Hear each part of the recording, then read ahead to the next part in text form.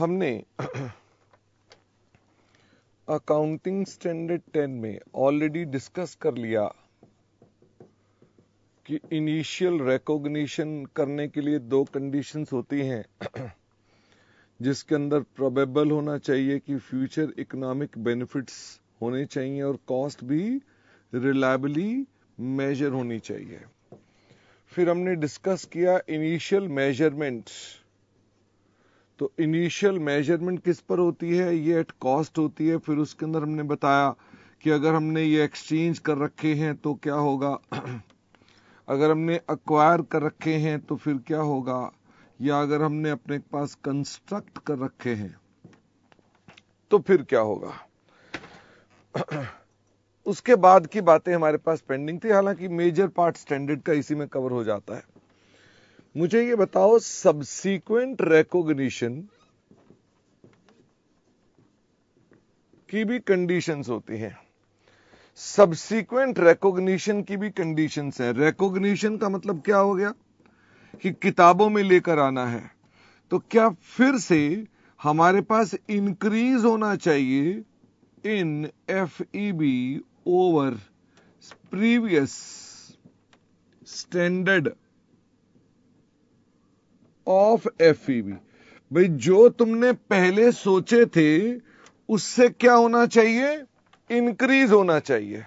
और इसमें भी कॉस्ट तो खैर मेजर हो ही सकनी चाहिए, कॉस्ट रिलायबली मेजर हो सकती है अगर, तो हम अपने पास सब्सीक्वेंट रिकॉग्निशन कर सकते हैं। इस पर इक्का दुक्का क्वेश्चंस इंस्टीट्यूट ने डाल रखे हैं। फिर मैंने कहा कि हमको अपने पास सब्सीक्वेंट मेजरमेंट भी करनी चाहिए। तो मुझे फटाफट से बताओ, सब्सीक्वेंट मेजरमेंट दो मॉडल से आपका स्टैंडर्ड अलाउ करता है।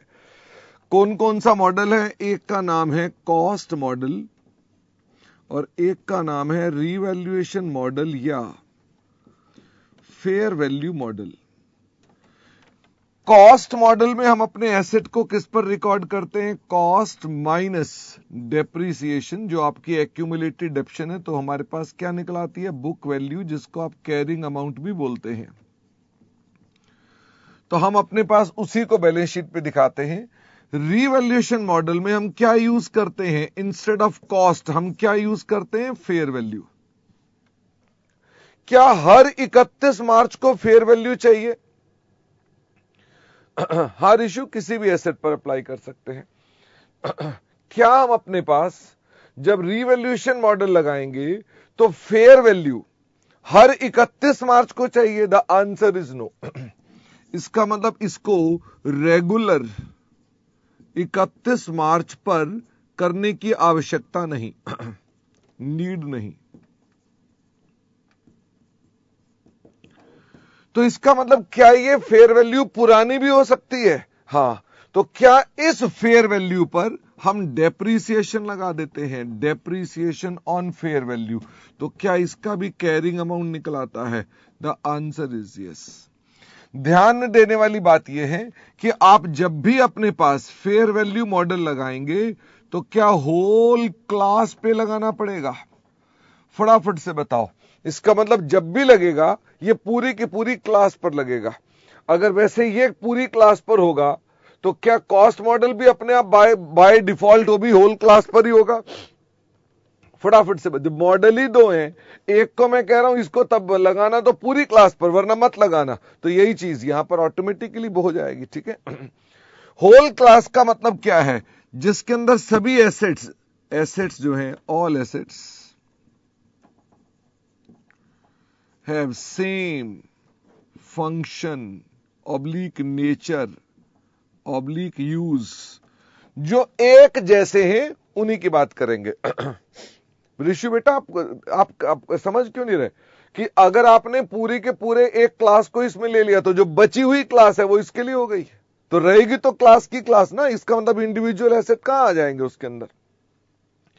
अच्छा, अब मुझे ये बताइए, हम जब इसको रीवैल्यू करेंगे होल क्लास को करेंगे, मुझे ये बताओ रीवैल्यूएशन मॉडल के अंदर जो आपके पास गेन होता है वो कहां जाता है? अगर गेन होता है तो वो कहां जाता है? It will be transfer to revaluation reserve. ये जब एसेट डी रिकॉग्नाइज हो जाएगा तो revaluation reserve will be transfer to, उस वक्त रीवैल्यूएशन रिजर्व कहां ट्रांसफर हो जाएगा? रिटेन्ड अर्निंग्स में या जनरल रिजर्व में, जैसे भी कर सकते हो। अगर हमारे को लॉस हो जाता है तो लॉस हम पहले किसके साथ सेट अप कर देंगे? रीवैल्यूएशन रिजर्व के, अगर वो हमारे पास पड़ा है। अगर नहीं है तो हम उसे कहां ट्रांसफर कर देंगे? हम उसे प्रॉफिट एंड लॉस में ट्रांसफर करके निपटारा कर देंगे। ये हमारी सब्सीक्वेंट मॉडल की बात है। हमारे पास क्या एसेट की डी रिकॉग्निशन भी हो सकती है? डी रिकॉग्निशन का मतलब होता है एसेट को हटाना। जब सेल हो जाती है या एसेट राइट ऑफ हो जाता है तो हम अपने पास उसको डी रिकॉग्नाइज करते हैं। जब हम डी रिकॉग्नाइज करते हैं तो इसको कहां ट्रांसफर कर देते हैं? पी एंड एल को। लॉस ऑन सेल अगर होगा तो वो भी कहां चला जाएगा? पी एंड एल में। गेन ऑन सेल होगा तो वो भी कहां चला जाएगा? पी एंड एल में। अगर कोई इंश्योरेंस क्लेम मिलेगा तो वो हम अपने पास कितने पर रिकॉर्ड करेंगे? भाई वो हमको हो सकता है कैश में मिला हो या हो सकता है हमको इन काइंड मिला हो। अगर इन काइंड मिला है तो हम किस पर रिकॉर्ड करेंगे? एट फेयर वैल्यू रिकॉर्ड करेंगे। इंश्योरेंस क्लेम हम रिकॉर्ड कब करेंगे? व्हेन इट इज सर्टन, जब ये सर्टन हो जाता है हम तभी उसको अपने पास रिकॉर्ड करेंगे। डी रिकॉग्निशन पर रीवैल्यूएशन रिजर्व हमने ऑलरेडी ऊपर बता दिया, ये कहां चला जाएगा? रिटेन्ड अर्निंग्स में या जनरल रिजर्व में ट्रांसफर कर दिया जाएगा। इसके अलावा एक पॉइंट आता है डेप्रीसिएशन का, क्योंकि हमने ऊपर यहां वर्ड यूज किया ना डेप्रीसिएशन। तो डेप्रीसिएशन क्या होती है? तो डेप्रीसिएशन का पहले मीनिंग बताओ क्या है? This is systematic allocation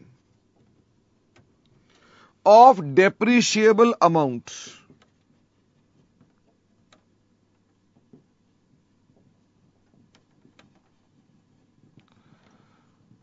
over useful life। कोई भी तुमसे पूछे तो तुम्हें पहले तो ये डेफिनेशन पता होनी चाहिए। डेप्रिशिएबल अमाउंट का क्या मतलब है? डेप्रिशिएबल अमाउंट का मतलब है कॉस्ट माइनस रेजिडुअल वैल्यू, बची हुई रेजिडुअल वैल्यू।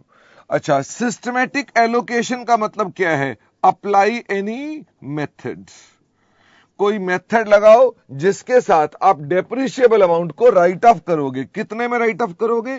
यूजफुल लाइफ में। यूजफुल लाइफ किन फैक्टर पर बेस्ड होती है?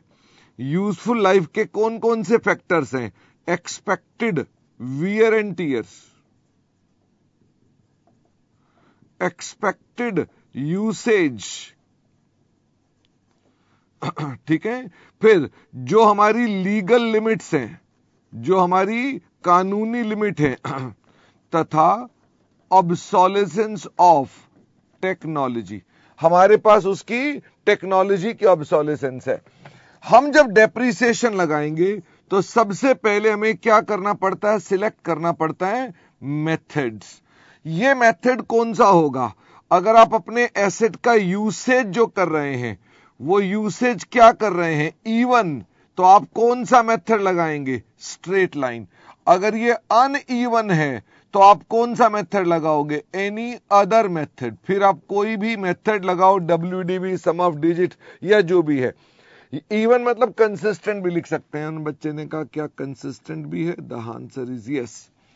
जब हम डेप्रिसिएशन लगाएंगे तो कहां से स्टार्ट करेंगे?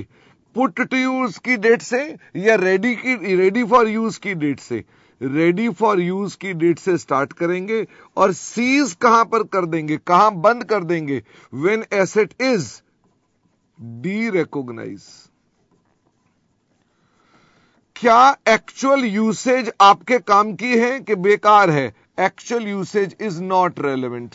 भाई आप उसको ज्यादा यूज कर रहे हो कि कम यूज कर रहे हो, इससे कोई फर्क नहीं पड़ता है। जब हमने उसका मेथड सिलेक्ट कर लिया तो मेथड हमारे पास किन चीजों पर बेस्ड होगा? क्या वो कॉस्ट पर बेस्ड होगा, रेजिडुअल वैल्यू पर बेस्ड होगा और यूजफुल लाइफ पर बेस्ड होगा? The answer is yes. क्या ये तीनों चेंज हो सकते हैं? क्या ये तीनों चेंज हो सकते हैं, कैन बी चेंज्ड। अगर ये चेंज करोगे तो इन्हें बोलते हैं चेंज इन अकाउंटिंग एस्टीमेट। इन्हें क्या बोलते हैं? Change in accounting estimate. And in changes को हम क्या करेंगे? प्रोस्पेक्टिवली चेंज करेंगे। प्रोस्पेक्टिवली मतलब आने वाले समय से इसको चेंज करेंगे अपने पास, ठीक है। हम जब ये डेप्रिसिएशन को कैलकुलेट करेंगे तो हम हमेशा कंपोनेंट को प्रेफरेंस देंगे, कंपोनेंट बेस्ड डेप्रिसिएशन चार्ज करेंगे। अच्छा, तो डेप्रिसिएशन पर तो इतनी सारी बातें थी, अभी मेरे को इसका प्रिंट आउट लेना पड़ेगा। देव कह रहा है डेप्रिसिएशन पीएनएल में जाएगी। The answer is yes, depreciation हमेशा पीएनएल में जाएगी, उसको राइट ऑफ पीएनएल में करेंगे। बाकी कभी कभार वो कैपिटलाइज भी हो जाती है, ठीक है। मैं इसका प्रिंट ले रहा हूं लेकिन प्रिंट ही नहीं आ रहा। हो गया, कुछ दिक्कत है?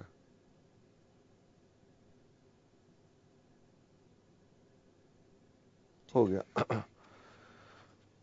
डेप्रिसिएशन का मेथड चेंज होना क्या पॉलिसी का चेंज है? बेटा ये देखो ना, लिखा हमने कि मेथड अगर हम चेंज कर रहे हैं तो ये चेंज इन एस्टीमेट है, ये प्रोस्पेक्टिव होगा। मॉडल चेंज करना, अगर हम मॉडल चेंज करते हैं, फटाफट से बताओ, मॉडल चेंज करना क्या है?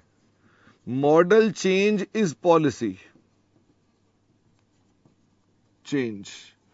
लेकिन मेथड चेंज क्या है? मेथड चेंज इज एस्टीमेट, ठीक है। अच्छा, फिर मैं आपको बताना चाहता हूं कि एक और आखिरी बात, कि हम कंपोनेंट की रिप्लेसमेंट कैसे करते हैं। कंपोनेंट की रिप्लेसमेंट कैसे करते हैं? तो हमारे यहां पर कंपोनेंट अगर रिप्लेस होते हैं तो हमें क्या करना पड़ेगा? हमें स्टेप 1 पर on the date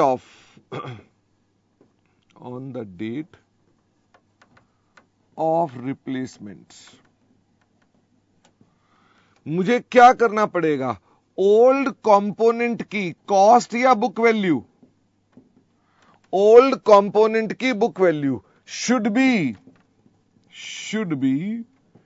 D recognised. और मुझे बताओ स्टेप नंबर 2, न्यू कंपोनेंट को कैपिटलाइज करना पड़ेगा। New component should be capitalised at cost. हम उसे किस पर कैपिटलाइज कर देंगे? कॉस्ट पे कैपिटलाइज कर देंगे। यहां प्रॉब्लम क्या आएगी? ये बुक वैल्यू या तो अवेलेबल होगी या आप कैलकुलेट कर लेंगे। आप ये कैलकुलेट कैसे करेंगे? Cost of old component minus depreciation charged on component. लेकिन आपको हमने इसी में बताया था, क्या कई बार cost of old component missing होगी? Cost of old component missing होगी। हां, अगर ये मिसिंग है तो क्या करेंगे? हम अपने पास यूज करेंगे न्यू कॉस्ट ऑफ कंपोनेंट। इससे हम क्या कैलकुलेट करेंगे? Calculate its present value based on discount rates. Discount rate पर बेस्ड क्या करोगे? उसकी प्रेजेंट वैल्यू निकलाएगी। And it is called cost of old component. ये हमारी ओल्ड कंपोनेंट की कॉस्ट आ गई। फिर हम क्या करेंगे? इसमें माइनस कर देंगे डेप्रिसिएशन ऑन इट्स। फिर क्या निकल आएगी? This will be book value of old component. It will B book value of old component. तो कंपोनेंट की रिप्लेसमेंट पर आपको यह सब काम करना पड़ता है। फिर मैंने आपको एक बात और बताई, वो था डिस्क्लोजर्स। तो मैंने कहा देखो, आपको अपने पास एक डेप्रिसिएशन चार्ट बनाना पड़ेगा, वही वाला चार्ट जो कंपनी फाइनल अकाउंट्स में बनाते थे, जिसके अंदर आप ओपनिंग बैलेंस दिखाओगे, एडिशन दिखाओगे, डिलीशन दिखाओगे, क्लोजिंग बैलेंस दिखाओगे for asset as well as depreciation. इसके अलावा आप अपने पास डेप्रीसिएशन का रेट बताओगे, डिस्क्लोज करोगे, या उसकी यूजफुल लाइफ डिस्क्लोज करोगे। दोनों नहीं जरूरी होते, एक को डिस्क्लोज करना जरूरी होता है। तथा आप अपने पास पॉलिसी भी बताओगे कि आपकी डेप्रीसिएशन के ऊपर कैसी अकाउंटिंग की जाती है, कंपोनेंट्स कौन से हैं। आप अपना मॉडल बताओगे कि आपके मॉडल कौन सा लगता है, मॉडल कॉस्ट का लगता है कि मॉडल रीवैल्यूएशन का लगता है। यानी ये वाली पॉलिसी भी डिस्क्लोज कर डालोगे, बात खत्म। अमन कह रहा है इंस्पेक्शन, तो भाई अमन बताओ, क्या इंस्पेक्शन भी हमारे लिए एक कंपोनेंट है? Inspection is also one of component. तो उस पर भी सब सेम कॉन्सेप्ट है, क्योंकि वो भी एक कंपोनेंट है, तो यही सारा कॉन्सेप्ट वहां लगता है। मोटर भी क्या कंपोनेंट है? फटाफट से बताओ। मोटर भी है। टरबाइन भी क्या कंपोनेंट है? हाँ, तो ये तो उसके एग्जाम्पल्स हो गए ना। ये सब तो एग्जाम्पल हो गए। हाँ, मिस्टर आरओ कह रहे हैं क्या डेप्रीसिएशन चार्ट बनाना पड़ेगा? बेटा वो फाइनल अकाउंट वाला चार्ट ही एक ही बनता है, उसी को AS 10 बोल दो, उसी को शेड्यूल 3 वाला बोल दो, एक ही चार्ट होता है ये। ओके। जय कह रहे हैं डेप्रीसिएशन चेंज इन पॉलिसी। ये बताओ, पूरी कथा करने के बाद अब बच्चों को ये लग रहा है कि डेप्रीसिएशन का मेथड चेंज होना चेंज इन पॉलिसी है कि नहीं है? कितनी दफा बता दिया, ये पॉलिसी नहीं है, ये एस्टिमेट है। ठीक है, आज 59th क्लास है जय, और मेरे ख्याल से अब तक 10 या 12 बार बता दिया हमने ये पॉइंट्स। ठीक है, तो इसको बार बार करने से कोई, आज मैं ये बदल दूंगा, आज मैं बोलूंगा नहीं यार, आज के दिन तो ये पॉलिसी है, it will remain change in accounting estimate. Okay. तो क्या हम अपने पास